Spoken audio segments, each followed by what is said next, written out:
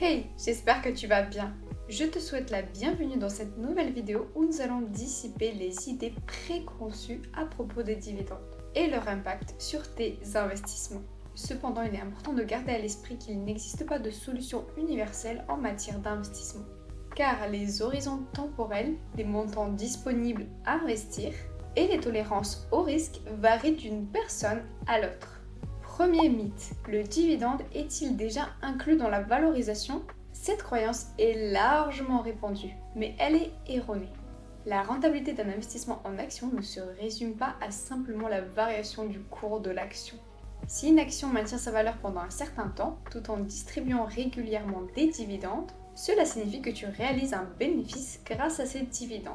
Une entreprise qui distribue des dividendes stables ne peut réinvestir la totalité de son bénéfice, ce qui souligne l'importance de ces paiements. Cependant, il est essentiel de noter que la rentabilité ne signifie pas forcément que tu ne subiras pas de perte si la valeur de l'action diminue. Il faut équilibrer la rentabilité avec un dividende attrayant et une perspective de croissance long terme pour l'entreprise, en plus d'une valorisation raisonnable. Le taux de dividende seul ne doit pas être le seul critère de décision. Passons au deuxième mythe. Le dividende ne génère-t-il aucun gain? Il est essentiel de clarifier cette idée fausse. Les dividendes proviennent des bénéfices nets de l'entreprise, c'est-à-dire sa trésorerie disponible. Cependant, recevoir un dividende ne signifie ni créer de l'argent, ni en perdre. Lorsqu'une entreprise verse un dividende, cela peut sembler réduire la valorisation globale de l'entreprise. Toutefois, les actionnaires détiennent toujours la totalité de la capitalisation boursière de l'entreprise, y compris les dividendes versés. En réalité, ces dividendes te fournissent des liquidités dont tu peux te servir sans avoir à revendre des actions, pour les réinvestir ou bien les utiliser selon tes besoins. C'est simplement un changement de forme, similaire à un retrait d'argent sur ton compte bancaire pour l'avoir en liquide. Cependant, comme vous le savez, il est important de noter que selon le régime fiscal en vigueur et l'enveloppe d'investissement utilisée, des impôts peuvent être prélevés sur ces dividendes. Passons au dernier et troisième mythe. Les dividendes nuisent-ils à la performance future? En réalité, une entreprise qui distribue des dividendes de manière constante est une entreprise mature qui a satisfait ses besoins en investissement interne. La question cruciale est de savoir si le réinvestissement des bénéfices générera des rendements positifs et si le modèle commercial de l'entreprise permet des réinvestissements fructueux. Les dividendes servent également à récompenser les investisseurs et les créateurs, ce qui favorise la stabilité. Ainsi, ce n'est pas vraiment vrai de dire que les dividendes nuisent à la performance. Cependant, dans le cas d'une entreprise présentant des fondamentaux médiocres, une maturité ou une planification insuffisante, le versement de dividendes excessifs peut entraîner des problèmes financiers, notamment si le ratio de distribution, le payout ratio, est trop élevé. Un payout ratio élevé signifie que l'entreprise consacre une grande partie de ses bénéfices au versement des dividendes, plutôt qu'au réinvestissement, développement ou encore l'innovation.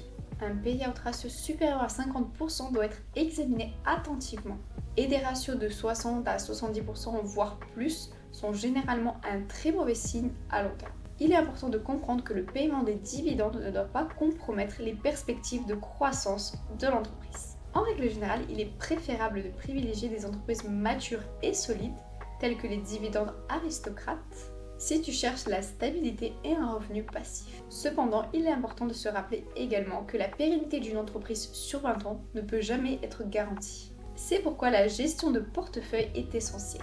Si une entreprise coupe ses dividendes ou les augmente d'une manière excessive, cela peut être signe de problèmes financiers sous-jacents. Et par conséquent, il peut être sage de ne pas renforcer cette position ou carrément d'en sortir. Aussi, lorsque tu investis dans des actions à dividendes, il peut être compliqué de définir le moment idéal pour acheter. C'est là que la notion de zone optimale d'achat rentre en jeu. Au lieu de viser un prix spécifique, tu définis une fourchette de prix basée sur le rendement de dividendes que tu souhaites atteindre. Imagine que tu vises un rendement d'environ 5% sur tes investissements en actions à dividendes. Cela signifie que tu souhaites obtenir un rendement annuel équivalent à 5% de tes investissements grâce aux dividendes. Au lieu d'attendre que l'action atteigne un prix spécifique, tu chercheras à acheter lorsque le rendement du dividende dépassera ton seuil de 5%. Par exemple, si une entreprise verse un dividende de 4 € par action et que le prix de l'action est de 80, tu obtiens un rendement de 4 divisé par 80, soit 5%, ce qui là correspond à ton objectif. Cependant, si le prix de l'action augmente à 100 par exemple, le rendement devient de 4 divisé par 100, soit 4%. Dans ce cas, le rendement est inférieur à ton objectif de 5%, ce qui indique que le prix de l'action se trouve en dehors de ta zone optimale d'achat. L'approche zone optimale d'achat est donc un peu plus réaliste que le fait d'attendre un certain prix. Elle te permet de rester concentré sur ton objectif de rendement tout en tenant compte des fluctuations du marché. Et de plus, elle t'aide à éviter des décisions impulsives basées seulement sur les fluctuations du prix de l'action. Il est essentiel de ne pas te précipiter pour investir directement dans une action qui ne répond pas pleinement à tes critères, car à long terme, cela pourrait compromettre la rentabilité de ton portefeuille. En fin de compte, réinvestir les dividendes est une stratégie judicieuse qui peut considérablement renforcer à long terme la performance de tes investissements. Comme le montre le graphique issu de l'article The Power of Dividend, Past, Present and Future de Hartford Funds, lorsque tu réinvestis les dividendes, tu acquiers automatiquement davantage d'actions de l'entreprise grâce à ces dividendes que tu as reçus. Cela a un effet cumulatif car non seulement tu détiens plus d'actions, mais ces nouvelles actions génèrent elles-mêmes des dividendes supplémentaires, ce qui contribue à accroître la performance globale de manière significative. Cet effet boule de neige des intérêts composés peut entraîner une croissance exponentielle de ton portefeuille au fil du temps. En revanche, choisir d'encaisser les dividendes en espèces peut réduire la performance long terme de ton portefeuille. Cela s'explique par le fait que les dividendes non réinvestis ne contribuent pas à l'expansion de ton investissement initial. Au lieu de ça, ils sont traités comme un revenu supplémentaire, mais ne participent pas à la croissance de ton capital. Malheureusement, il y a une limitation importante à prendre en compte dans une stratégie basée sur des dividendes. C'est en effet la fiscalité due aux dividendes reçus, en particulier dans le cadre d'un compte titre. Chaque dividende reçu est soumis à la flat tax, une imposition qui peut réduire les gains nets générés par les dividendes. Justement, dans ce cadre-là, il peut être judicieux d'explorer d'autres enveloppes, type l'assurance vie ou le PE. En conclusion, le sujet des dividendes ne doit pas être négligé dans la recherche de ta stratégie d'investissement.